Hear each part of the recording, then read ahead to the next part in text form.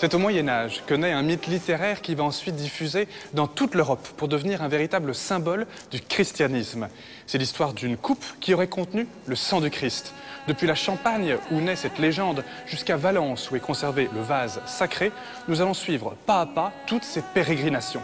C'est ce voyage auquel je vous convie aujourd'hui, une quête du Graal.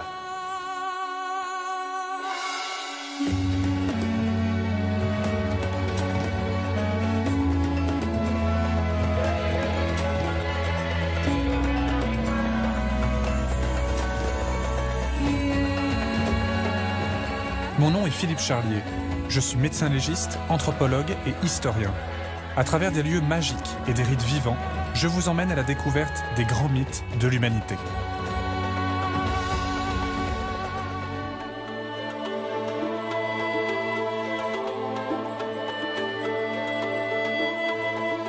Ici, à Troyes, commence ma propre quête du Graal. Dans certains quartiers de l'ancienne capitale des comtes de Champagne, la ville a conservé son architecture médiévale, notamment aux abords de la cathédrale.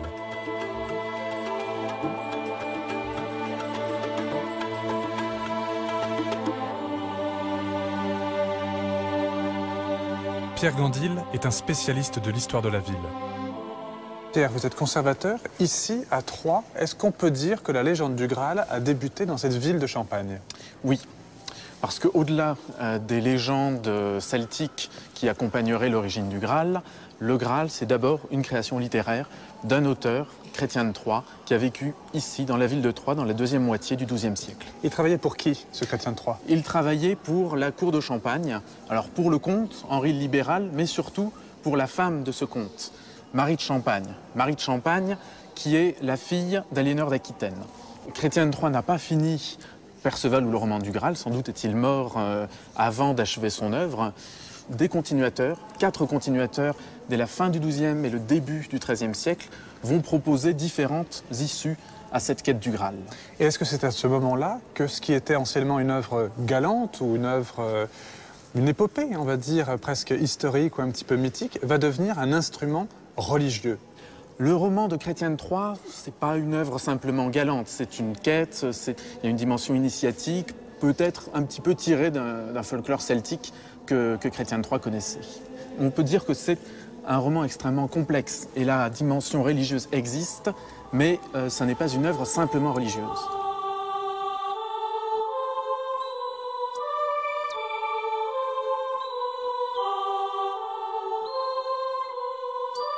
Paris est ma prochaine étape. Direction, la Bibliothèque nationale de France. Là est conservé l'un des manuscrits les plus anciens de Perceval ou le roman du Graal.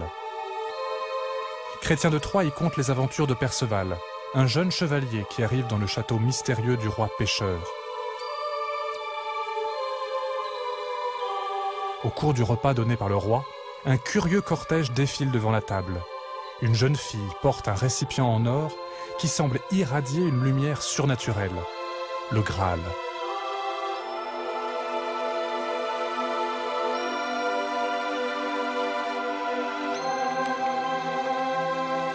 Christine Ferland-Pinhaché est spécialiste de littérature médiévale et Maxence Herman est conservateur au département des manuscrits.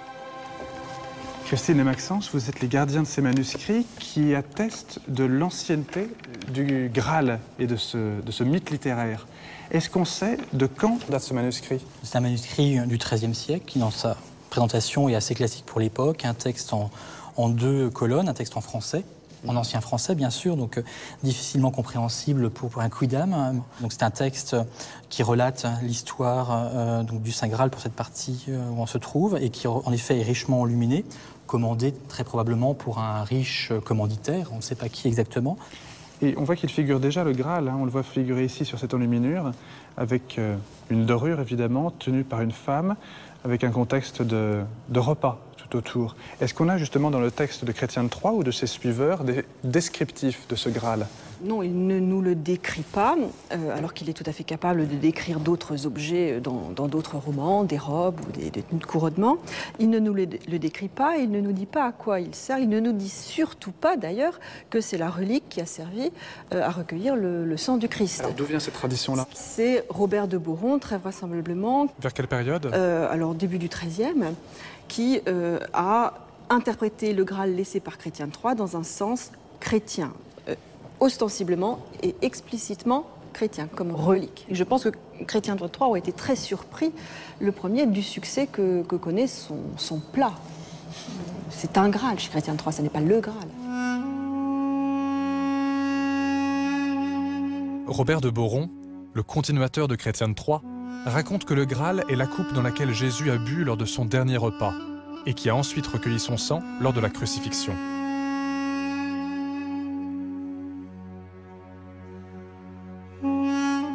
Le Graal reste un mythe qui a inspiré de nombreux auteurs, de Wagner à Spielberg. Si c'est un mythe littéraire, il existe pourtant un Graal que chacun peut contempler. Il est en Espagne. Je pars donc sur les traces du Santo Cáliz, le Saint Calice. Ma première étape est à Huesca, au nord du pays, dans la province d'Aragon.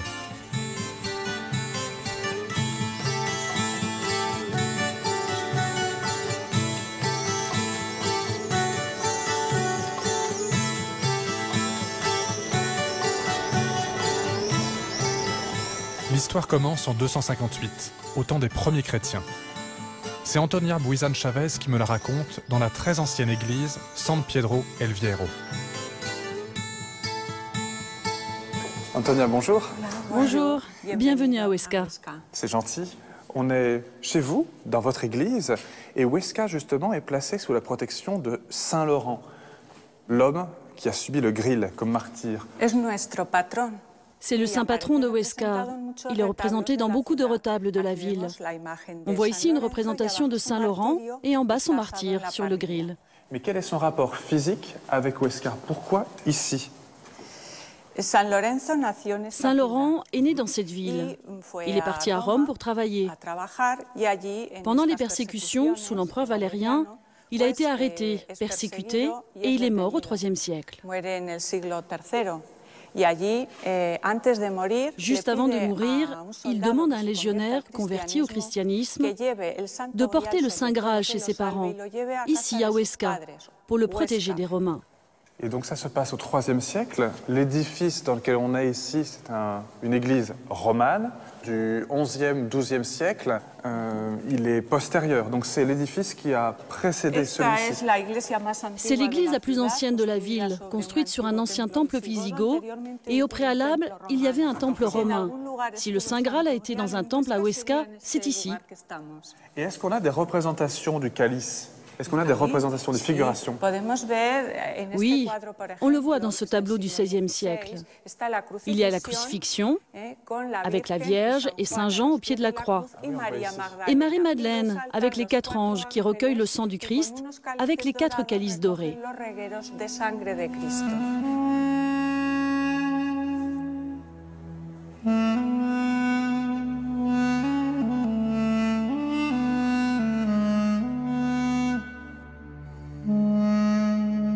Derrière l'autel, il y a un lieu insolite qui ne résiste pas à ma curiosité.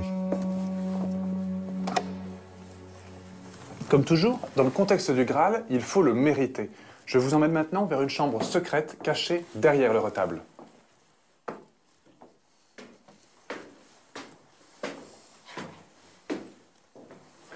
Il y a bien longtemps que le Graal n'est plus à Huesca. Néanmoins, son image persiste. Et notamment ici, juste derrière le retable. On voit l'image du Saint Graal et il y a vraiment une dimension architecturale qui a été donnée à cet endroit, dans cette chambre sacrée, car lorsque la lumière frappe directement de l'extérieur à travers le vitrail, eh bien on voit le Saint Graal s'illuminer dans la nef.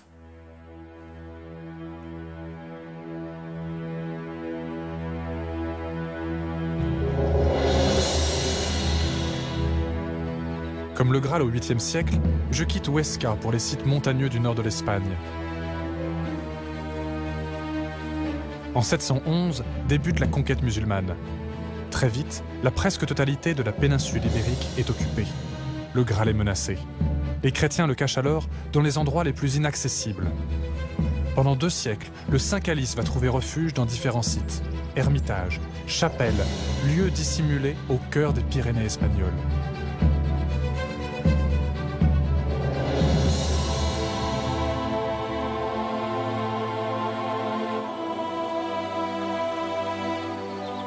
Ma quête prend la forme d'une longue marche, par des chemins escarpés. Elle m'amène à l'une des cachettes du Saint Calice.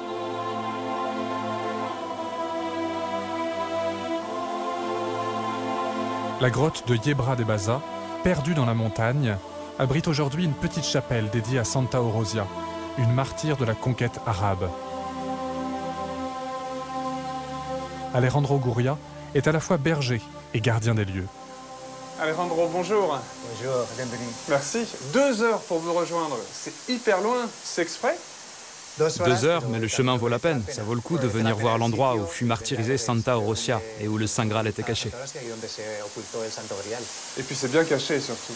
Et ces cloches, c'est la tradition de... C'est la tradition de les sonner quand on arrive? Oui, beaucoup de gens sonnent les cloches. Le jour du pèlerinage de Santa Orosia ou à l'arrivée pour la visite de la grotte. Les cloches sonnent constamment. D'accord, je comprends. Je veux bien que vous me montriez où était dissimulé le Saint Graal. On est dans une grotte un petit peu aménagée. On y va? Puis c'est une belle tradition que ce soit les bergers qui aient la clé des églises. Ça, c'est vraiment joli.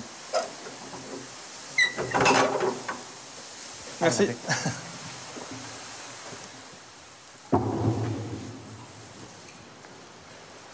La cueva. Une vraie grotte aménagée.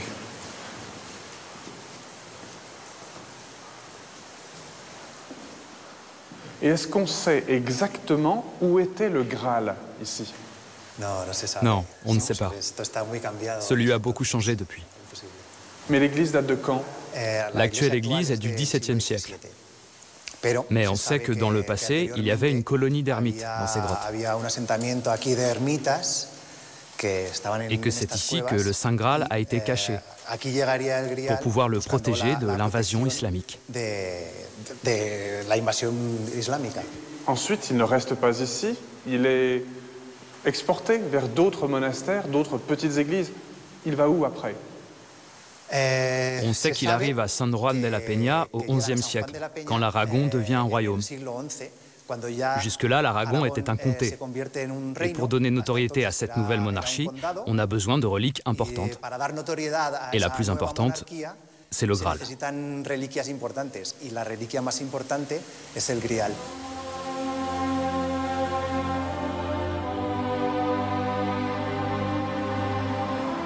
Pour continuer ma quête sur les traces historiques du Graal, je grimpe jusqu'à 1200 mètres d'altitude, dans la sauvage Sierra de la Peña.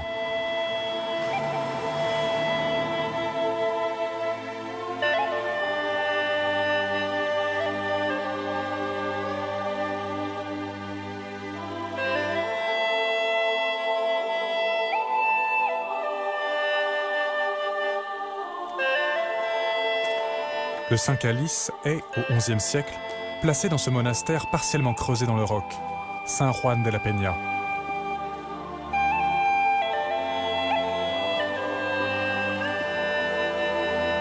Après avoir été un bien de l'Église à sauver, commence alors une deuxième carrière pour le Graal. Emblème de la chrétienté renaissante dans les péninsules ibériques, il devient aussi le symbole d'une des puissances de l'Espagne qui n'est pas encore unifiée, le royaume d'Aragon.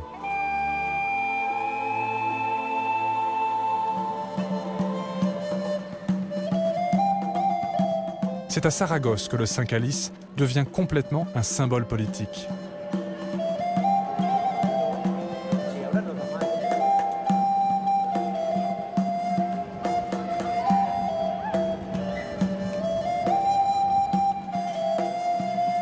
En 1118, les rois d'Aragon conquièrent la ville et en font leur capitale.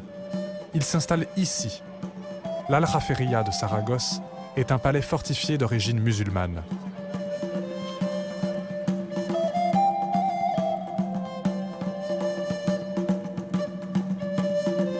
Alberto Pomar est l'un des responsables du lieu.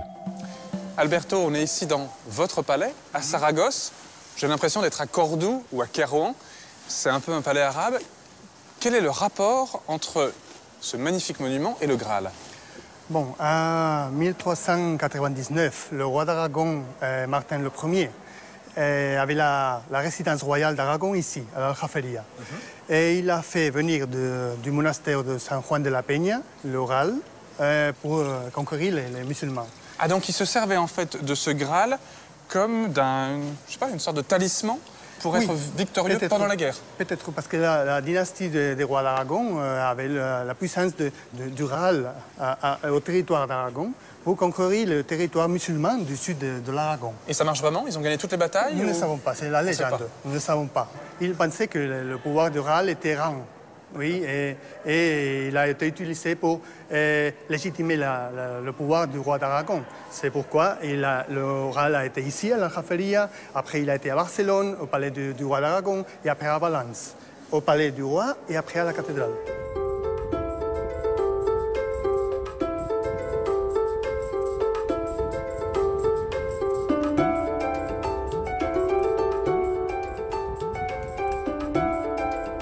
Quatre heures d'autoroute vont m'amener sur la côte méditerranéenne. C'est à Valence que le Saint Calice a trouvé refuge depuis le XVe siècle.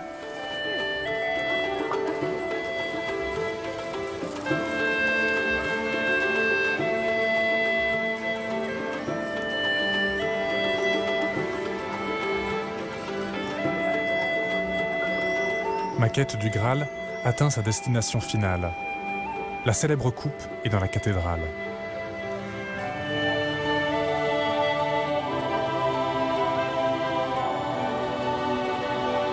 Avant de contempler enfin l'objet de ma quête, je fais un petit détour historique par les archives de la cathédrale où je rejoins Vicente Pons.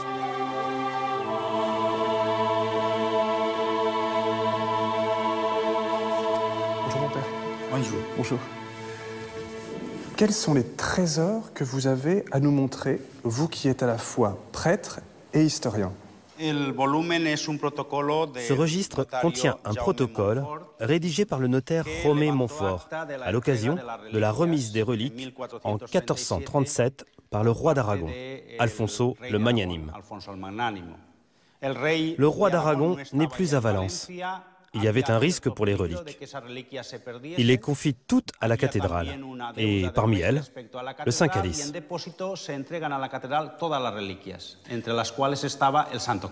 Et est-ce que là, le Saint Calice, est-ce qu'il est décrit? Il y a marqué Saint Calice ou Graal? Oui, enfin non. Le terme Graal est un terme plutôt littéraire. Dans les textes, c'est toujours le mot calice qui est utilisé. Le calice de la Seine. On peut regarder? Oui. Merci. C'est ce livre-ci. Voilà, c'est tout petit. C'est écrit en quoi? En castillan ou en catalan? En latin et en valencien. D'accord. Le calice, le Saint Calice, la relique dans laquelle Jésus-Christ a consacré le sang le jour de la Seine. On voit bien que dès cette époque, le calice est bien celui de la Sainte Seine. D'accord. Donc en fait, ça ne fait pas référence du tout à la crucifixion. Ça fait uniquement référence à la Seine. Donc il n'y a pas cette idée de... À la Seine, non, non. Cette idée de récupération du sang du Christ. À la Seine. D'accord. C'est le calice de la Seine, encadré de 2 anses d'or, de couleur ocre et garni d'or à l'intérieur. Il est décrit tel qu'il est aujourd'hui. Il n'a pas changé. Donc le Saint Calice a été transporté du palais royal, la chapelle privée du roi, jusqu'à la sacristie, principalement pour des raisons de sécurité. Oui, mais aussi comme dépôt de garantie. Le roi Alfonso, pour ses campagnes d'Italie au moment de l'expansion de la couronne d'Aragon, avait besoin de quantités exorbitantes d'argent. Il en avait donc demandé aux institutions liées à la couronne, comme l'évêque et la cathédrale de Valence. La cathédrale de Valence fait plusieurs prêts, et comme le roi ne rembourse pas, il remet son reliquaire comme garantie sur les emprunts.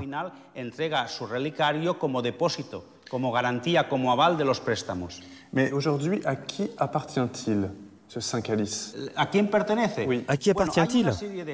Il y a des choses qui appartiennent au patrimoine de l'humanité. À qui appartient la Tour Eiffel? La Statue de la Liberté, les manuscrits les plus anciens de la Bible, les textes de la littérature classique. Il y a des choses qui appartiennent à l'humanité, comme celle-ci. Et elle appartient aussi à la cathédrale de Valence.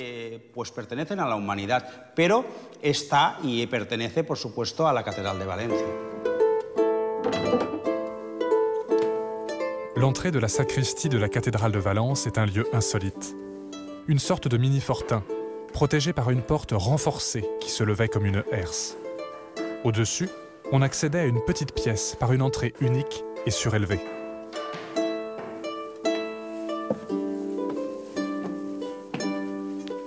Cette pièce minuscule se trouve dans la base du clocher de la cathédrale.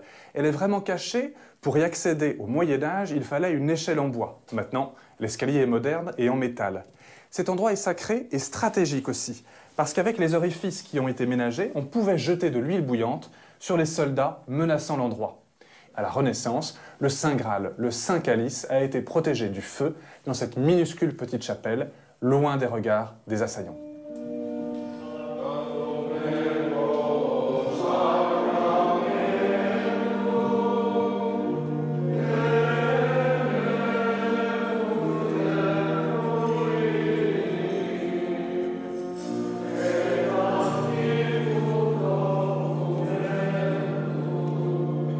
Voici le moment tant attendu, le but de ma quête. Je vais pouvoir contempler le Graal en compagnie de Jaime Sancho, chanoine du culte du Saint Calice.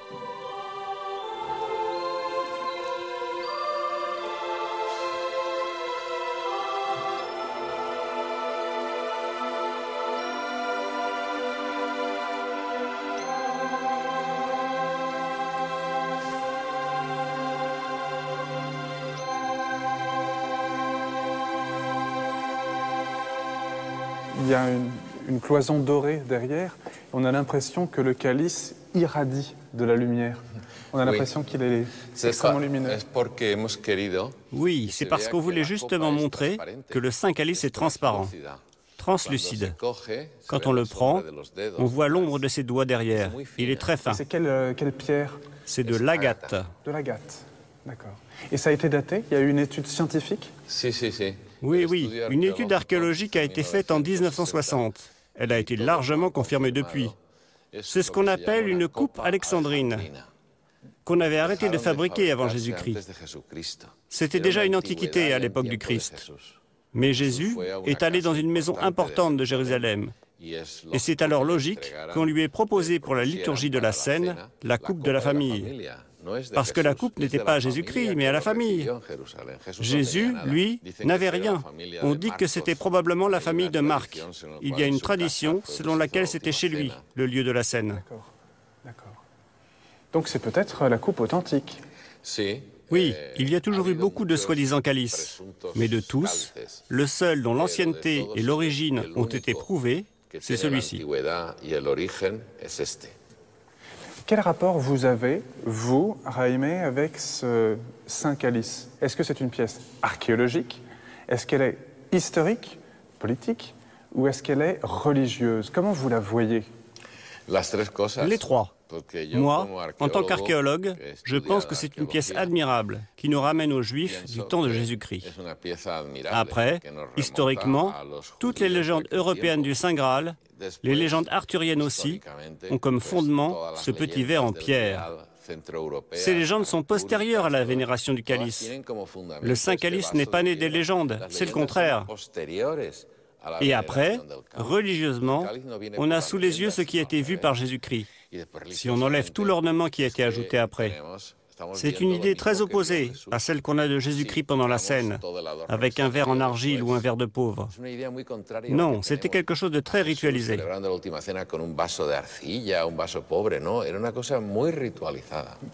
Et vous l'avez déjà touché, le Saint Calice? Mais bien sûr, quand on l'a sorti, quand on l'a nettoyé, et dans les deux occasions des visites des papes, Jean-Paul II et Benoît XVI. Mais vous l'avez touché avec ces mains-là? J'ai même bu dedans. Vous avez bu, vous? Oui, quand le pape Benoît XVI est venu, il a consacré le vin et il a bu dans le Saint-Calice. Mais il a laissé un peu de vin consacré, et quand je suis allé le retirer de l'autel, c'était à moi de le boire. Et ça a été très émouvant de sentir la pierre sur mes lèvres. Une pierre vieille de 2000 ans. Bien sûr que c'est impressionnant.